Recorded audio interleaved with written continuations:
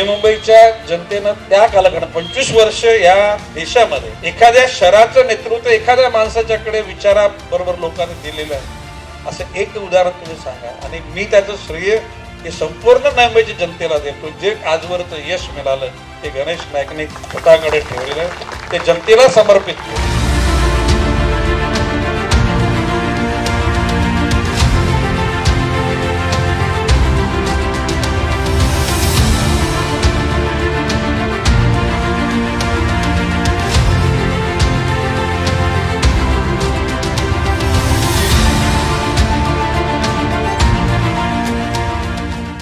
विधायक गणेश नाइक के विधायक निधि से ऐरोली क्षेत्र में मंजूर हुए विभिन्न नागरिक कार्यों का भूमि पूजन विधायक गणेश नाइक एवं ऐरोली के प्रथम विधायक संदीप नाइक की उपस्थिति में किया गया।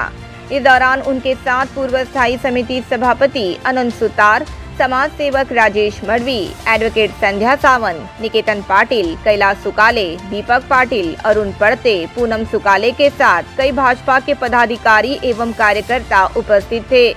इस दौरान जिन नागरिक कार्यों का भूमि पूजन संपन्न हुआ वो इस प्रकार है।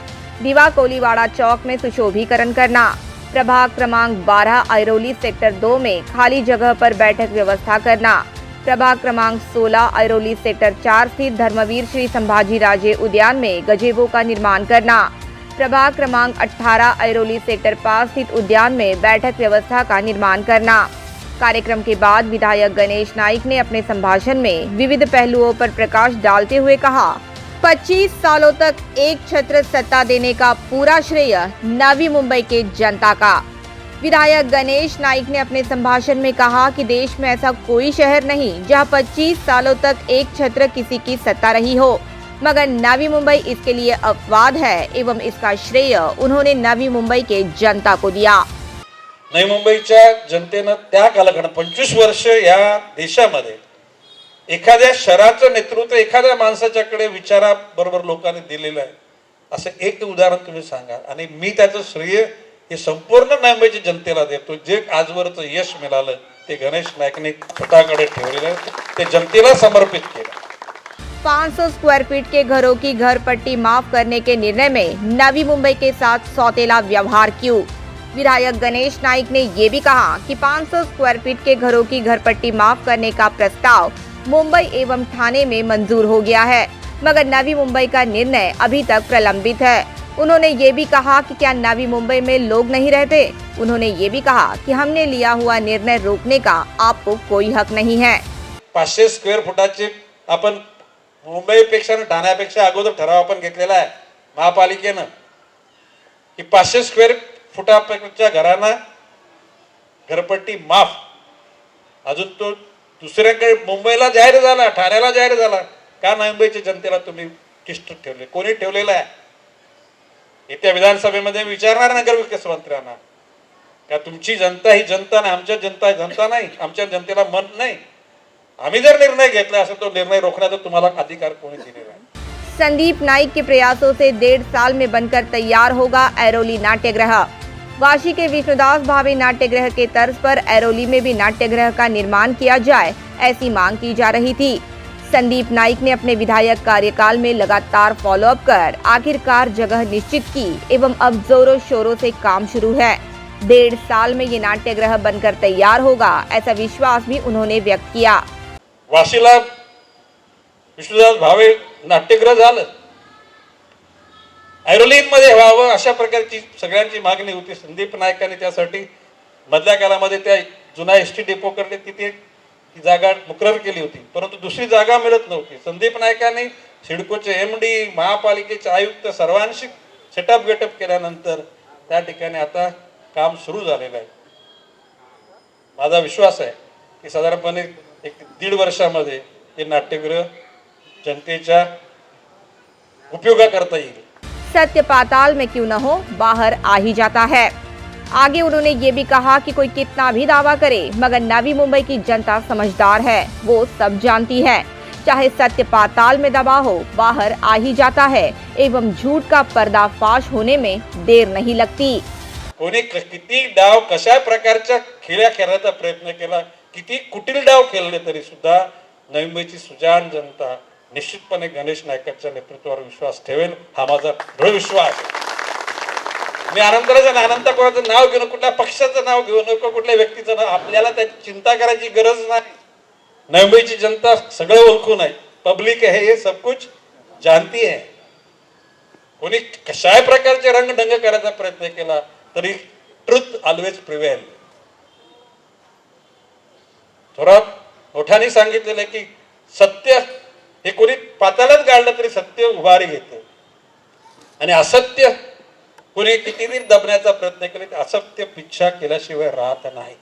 आयरोली में अत्याधुनिक अस्पताल का निर्माण करे. विधायक गणेश नाइक ने ये भी कहा कि शहर में कुछ अनवांटेड चीजें शुरू है जिनकी जरूरत ही नहीं है. उन्होंने ये भी कहा कि हमें ऐरोली एवं नेरुल में आधुनिक अस्पताल की जरूरत है, जिसका निर्माण जल्द से जल्द किया जाए. काही अनवॉन्टेड गोष्टी सुरू झाल्यात की एका कुठेतरी असं ब्रिजचं काम 300 का 350 कोटीचं काढलेलं आहे. परवा आम्ही उद्या पत्र संदीप नाईकांना सांगितलं, पत्र तयार करा, बुधवारी आयुक्तावर बोलणार आहोत. आम्हाला त्या ब्रिजची गरज नाही, आम्हाला ऐरोलीमध्ये फुल प्लेज हॉस्पिटल पाहिजे, आम्हाला नेरुलमध्ये फुल प्लेज हॉस्पिटल पाहिजे. हॉस्पिटल ही गरज आहे. जशी फोर्टिज हॉस्पिटलमध्ये आपण 800 पेशंट त्या ठिकाणी ठेवतो, तशा प्रकारचं फोर्टिज जाऊ द्या बाजूला, महानगरपालिकेच्या माध्यमातून तशा प्रकारची ज्याला सुपर स्पेशालिटी त्या ठिकाणी सवलती लोकांना आरोग्याच्या मिळायला पाहिजे, शिक्षण, आरोग्य. आणि मी तुम्हाला विश्वासाने सांगतो, अगर रोल मॉडल बनना है तो अग्नि परीक्षा देनी पड़ेगी. दुनिया में अगर रोल मॉडल बनना है तो उसे अग्नि परीक्षा से गुजरना ही पड़ता है. ऐसा कहते हुए विधायक गणेश नाइक ने कहा कि तत्व के लिए सत्व परीक्षा देनी ही पड़ती है. सत्मार्गाने त्या ठिकाणी पोट पाणी भरण्याचा त्या ठिकाणी व्यवसाय असला पाहिजे. कष्ट केलं आणि जगाच्या पाठीवर ज्याला कुठेतरी आयुष्यामध्ये एक प्रकारचा रोड मॉडेल व्हायचा असेल, त्याला सर्व कसोट्यातून जावं लागणार, अग्निदिव्यातून जावं लागणार. अग्निदिव्यातून गेल्याशिवाय सोन्याची, जसं आगीत टाकल्याशिवाय सोन्याची परीक्षा होत नाही, तशा प्रकारच्या खऱ्या समाजसेवकाची परीक्षा सर्वच स्तरातल्या असलेल्या सत्व आणि तत्वाच्या परीक्षा दिल्याशिवाय त्याची निश्चितपणे अनुभूती येत नाही.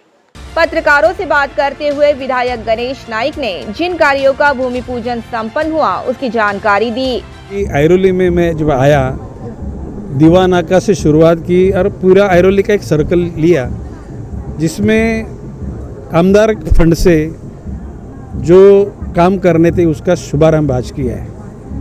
यहाँ पे न किसी पार्टी को बदनाम करने के लिए किसी व्यक्ति का नाम लेके कुछ ऐसी लोगों में दुख या क्रोध भरी बात निर्माण करने के मेरा बिल्कुल इरादा नहीं. जैसे मैंने कहा है कि 1995 से गणेश नाइक के नेतृत्व पे लोगों ने विश्वास रखा. 2020 तक 25 साल आगे चल के भी जब तक गणेश नाइक चाहेगा तब तक ये नवी मुंबई की जनता का प्यार गणेश नाइक को मिलते रहेगा. आगे उन्होंने ये भी कहा कि बच्चे, ज्येष्ठ नागरिक, इनके लिए निधि आता है एवं उनका काम पूरा होता है. इस बात की उन्हें बेहद खुशी है. जब बच्चों लोगों के लिए कुछ खेल कूद के लिए कुछ काम में निधि आ रहा है, कहा सीनियर सिटीजन के लिए गैजियो बनाने के लिए काम में आ रहा है, तो उसका खुशी है. और ये काम हम लोग सूचित करते हैं जिलाधिकारी महोदय को, और जिलाधिकारी महोदय वो फंड माननीय आयुक्त के कंट्रोल में देते हैं और वहाँ से वो काम हो जाता है. Bureau report, the metro.